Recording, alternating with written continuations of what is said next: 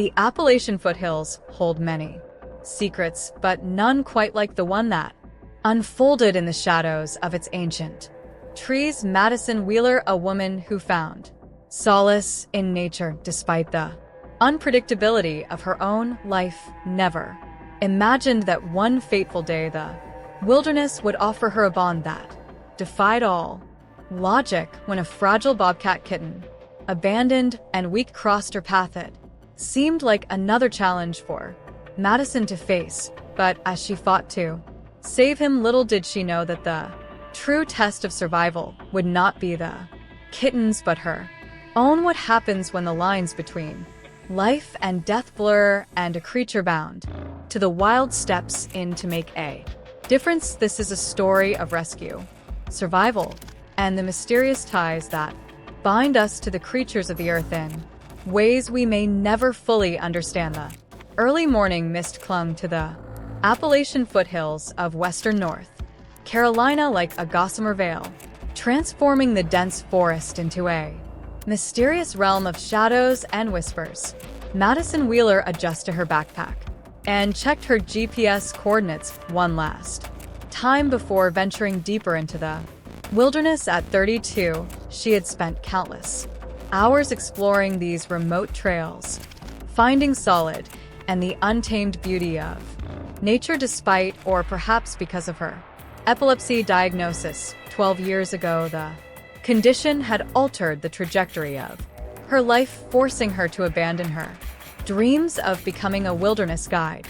Yet rather than letting it defeat her, Madison had adapted. She now worked as a freelance nature photographer, selling her work to outdoor magazines and maintaining a popular blog about accessible hiking trails for people with various health conditions. Her motto was simple: nature doesn't discriminate, it welcomes everyone who respects its rules. That morning in early May, Madison had set out to photograph spring wildflowers for an upcoming article. The weather was perfect, overcast, but dry, with just enough light filtering through the clouds to create the soft illumination she preferred for her macro shots. She had already captured some stunning images of trillium and wild geranium when a sound caught her attention, a weak, plaintive mooing that seemed out of place in these woods. Madison paused, her hand instinctively moving to the medical alert bracelet on her wrist, a habit she developed whenever something unexpected occurred. The sound came again, this time slightly clearer. It reminded her of a domestic kitten, but she knew she was too far from any residential areas for that to be likely. Following the noise with cautious steps, she pushed through a thick patch of mountain laurel. There, in a shallow depression beneath a fallen log, lay a sight that made her heart skip a beat. A baby bobcat, no more than a few weeks old, its spotted fur matted and its tiny body trembling with each labored breath. Madison knew immediately something was wrong. Bobcat kittens rarely strayed from their mothers at this age, and this one showed signs of distress, dehydration, weakness, and what appeared to be an injury to one of its hind legs. Years of outdoor experience had taught Madison when to intervene and when to let nature take its course. She scanned the area for signs of the mother or siblings, but found none. Instead, she discovered traces of a recent landslide about 50 yards uphill. Fresh earth and broken branches told a story of destruction that had likely separated this kitten from it family. Hey, their little one, Madison whispered, keeping her voice soft and steady as she slowly removed her outer fleece jacket. Let's get you some help.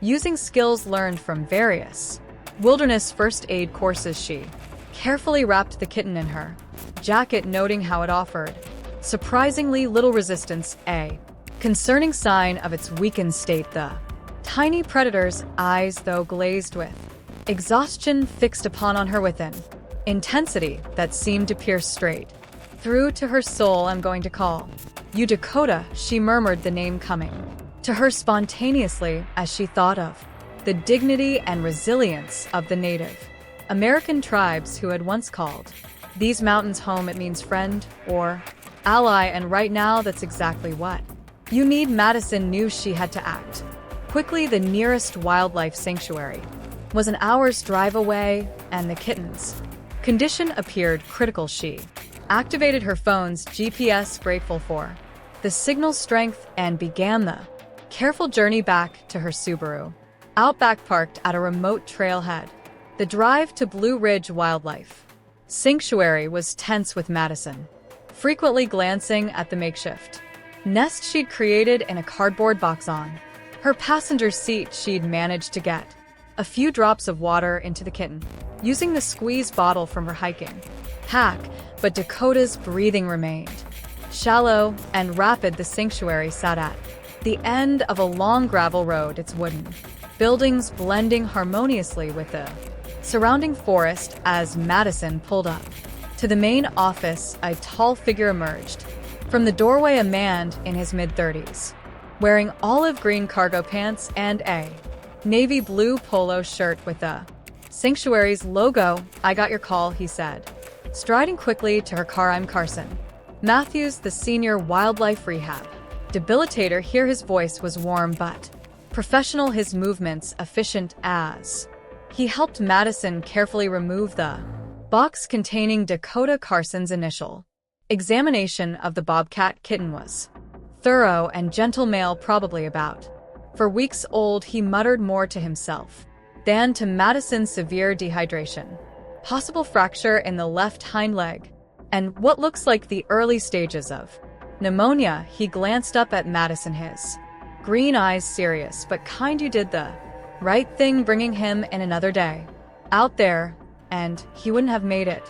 Over the next several hours, Madison watched as Carson and the sanctuary's veterinarian worked to stabilize Theota. She filled out paperwork, provided detailed information about where she'd found the kitten, and answered countless questions about the condition in which she discovered him. "You know," Carson said, as they watched Dakota release fluids through and for, most people would have either left him there or tried to keep him as a pet. Both would have been death sentences. "You showed remarkable judgment." Madison smiled, touched by the compliment, but more concerned about the tiny patient. "Will he make it?" Carson's expression was cautiously optimistic. "His vitals are improving and he's responding well to the antibiotics. The next 48 hours will be crucial, but I think he's got a fighting chance." He paused, studying Madison's face. "You're welcome to come back and check on him. We always appreciate when rescuers take a genuine interest in the animal's recovery." That was how it began. Madison's regular visits to Blue Ridge Wildlife Sanctuary to monitor Dakota's progress. Each visit revealed not only the Bobcat's growing strength, but also Carson's remarkable dedication to his work. She learned that he had given up a lucrative career in environmental law to pursue his true passion for wildlife rehabilitation, taking courses in veterinary medicine and animal behavior to better serve the creatures in his care. Dakota's recovery was gradual but steady. His leg healed cleanly thanks to Carson's skilled care, and his pneumonia responded well to treatment. As the weeks passed, Madison found herself spending more time at the sanctuary, volunteering to help with other animals and learning about wildlife rehabilitation from Carson. Their shared passion for nature and animal welfare sparked countless conversations that often stretched late into the evening. Carson was fascinated by Madison's photography work and her determination to make outdoor experiences accessible to people with medical conditions. In turn, Madison was drawn to his gentle strength and the way he approached each injured animal with equal measures of compass, passion, and respect. "You know what I love about this work," Carson said one evening as they watched Dakota, now nearly recovered, practicing his hunting skills with a training toy. "Every animal that comes through here has a story, a fight for survival. When we help them return to the wild, we're not just saving individual creatures, we're maintaining the balance of the entire ecosystem." Madison nodded, understanding completely. "It's like my Epilepsy, in a way, she replied. Thoughtfully, when I was first diagnosed, I thought my life in the outdoors was over, but instead I found new ways to connect with nature to tell its stories. Through my camera lens sometimes. Limitations just lead us to different paths. Their first kiss happened naturally, almost inevitably, one sunset, as they released a rehabilitated barred owl back into the wild, the bird silent flight into the gathering dusk seemed to mirror the quiet way their hearts had found each other gradually, then all at once. As their relationship deepened, Madison began spending more time at the sanctuary. She set up a small office in one of the auxiliary buildings where she could work on her blog and photo editing, while remaining close to both Carson and Dakota. The Bobcat kitten had grown into a healthy juvenile, but his release date kept being postponed due to various minor setbacks. He's almost ready, Carson would say, but his hunting success rate with live prey isn't quite where it should be, or we need to work a bit more on his fear response to larger predators. Madison suspected that Carson, like her, had grown attached to the fierce little cat who had brought them together, though they both knew release was the ultimate goal. Then came the morning that changed everything. Madison had been experiencing more frequent seizures in the preceding weeks, a fact she'd been reluctantly discussing with her neurologist that day.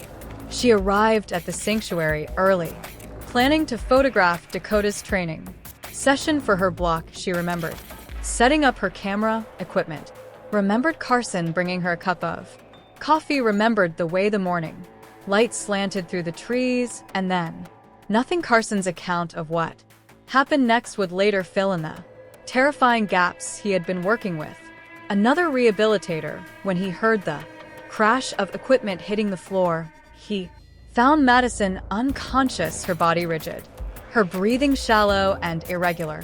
Despite his first aid training and quick response, she showed no signs of recovery from what appeared to be a severe seizure. The paramedics arrived within 15 minutes, but their efforts to revive Madison seemed futile. Her vital signs were so faint as to be nearly undetectable at the local hospital. After hours of attempted intervention, the attending physician made the devastating pronouncement Madison Wheeler had passed away. The medical examiner cited complications from epileptic seizure as the cause of death. Carson, grief-stricken and in shock, took charge of the funeral arrangements, knowing from their many conversations that Madison had wanted a green burial, one that would return her body to the nature she had so loved. The service was scheduled for 3 days later at Green Haven Natural Cemetery, a beautiful property adjacent to National Forest land. Carson had arranged for Madison's simple pine coffin to be placed beneath a mature white oak tree, its branches spreading protectively overhead like embracing arms. The morning of the funeral dawned clear and cool, with a hint of autumn in the air. Despite the late summer date, friends, family, and members of the local outdoor community gathered to pay their respects. Carson stood quietly by the coffin, his heart heavy with unspoken words and unrealized dreams. Then something extraordinary happened, something that would later be described as either a miracle or a testament to the mysterious bonds between humans and animals. Dakota, who had been secured in his rehabilitation and closure at the sanctuary 3 miles away, somehow managed to escape. Sanctuary staff would later find a small gap in the enclosure roof, though how the Bobcat had reached it remained a mystery. The first indication of Dakota's presence at the funeral was a rustle in the underbrush, followed by the appearance of the young Bobcat himself, now nearly full-grown. Before anyone could react, he padded silently to Madison's coffin and lay down beside it, his tawny fur rushing against the light. Would initial attempts to remove him were met with low growls, not aggressive but clearly communicating his intention to stay. Carson, recognizing something in the cat's behavior that he couldn't quite Explain called off the attempts let him be, he said softly. He's saying goodbye in his own way, but Dakota didn't leave. After the service, as the hours passed, and the funeral attendees gradually departed, Ed the Bobcat remained, his eyes fixed on the coffin with an unwavering intensity that Carson had only seen once before when Madison had first brought him to the sanctuary fighting for his life. It was this unusual behavior that finally triggered something in Carson's memory, a case study he read during his veterinary training about animals detecting physiological changes in humans. With trembling hands, he called 911. This is going to sound crazy, he told the dispatcher, but I need emergency medical personnel at Green Haven Natural Cemetery immediately.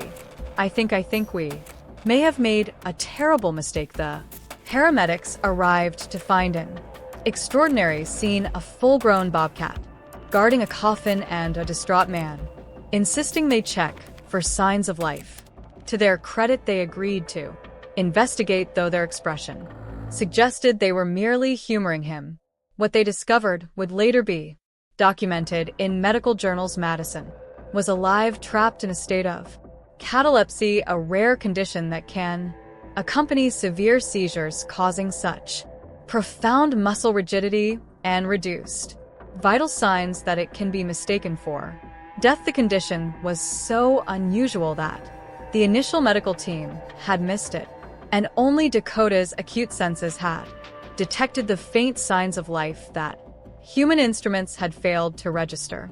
Madison was rushed to the regional medical center, where specialized treatment gradually brought her back to consciousness. Her first clear memory was of Carson's face, tears streaming down his cheeks as he held her hand, and the strange but comforting knowledge that somewhere nearby a bobcat named Dakota had refused to let her go. The recovery process was long and complex. Madison's neurologist adjusted her medication regimen and implemented new monitoring protocols to prevent future episodes of catalepsy. Throughout her hospital stay, Carson remained by her side, dividing his time between caring for her and managing the sanctuary. Dakota, meanwhile, had been safely returned to his enclosure at the sanctuary. Though his behavior had changed subtly, he seemed more settled, more ready for the independence of life in the wild. It was as if his role in saving Madison had marked a turning point in his own journey toward release.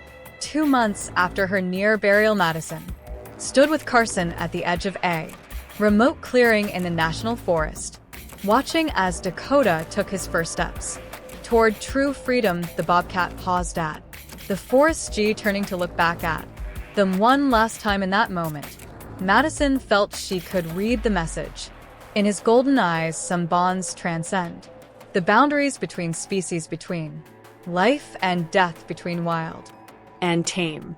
As Dakota disappeared into the undergrowth, Carson wrapped his arm around Madison's shoulders. You know, he said thoughtfully, in all my years of wildlife rehabilitation, I've never seen anything like what happened with him. It's as if he was meant to find you that day in the woods, meant to be there when you needed him most. Madison leaned into Carson's embrace, her camera capturing one last photo of the space where Dakota had vanished. I used to think I rescued him, she replied, but now I'm not so sure. Who rescued home? The story of Madison, Carson, and Dakota became something of a legend in wildlife rehabilitation circles, a reminder that the connections between humans and animals run deeper than science can fully explain. Madison's blog post about the experience went viral, bringing attention to both epilepsy awareness and the importance of wildlife sanctuaries. 1 year later, Carson proposed to Madison in the same clearing where they had released Dakota. As they stood there sharing their plans for a future together, a familiar figure emerged briefly from the shadows, a healthy adult bobcat, his spotted coat gleaming in the dappled sunlight. He regarded them calmly for a moment before melting back into his forest home, a living reminder that love in all its forms has the power to bridge the gap between life and death, between wild and domestic, between what we can explain and what we can only feel in our hearts. Madison and Carson were married the following spring in a small ceremony at the sanctuary. Their vows included a promise to continue their work, protecting and rehabilitating wildlife, honoring the extraordinary chain of events that had brought them together. They established a foundation dedicated to supporting wildlife rehabilitation centers and promoting research into the connection between animals and human health. Occasionally, sanctuary staff would report glimpses of a large bobcat in the surrounding forest, one that seemed to watch their work with unusual interest, whether it was Dakota or not. These sightings served as a reminder that some stories don't end, they simply change form, like the seasons, like life itself, creating new chapters in the endless cycle of nature's narrative. Years later, when visitors to the sanctuary would ask about the framed photograph hanging in the main office, the one showing a bobcat lying guard over a simple pine coffin, Madison would smile and tell them that sometimes the most powerful love stories aren't between humans at all, but between all living creatures who share this remarkable planet. And in the distance, if they listened carefully, they might hear the wild cry of a bobcat, reminding them that miracles can wear fur and walk on 4 legs, and that the heart's capacity for love knows no bounds.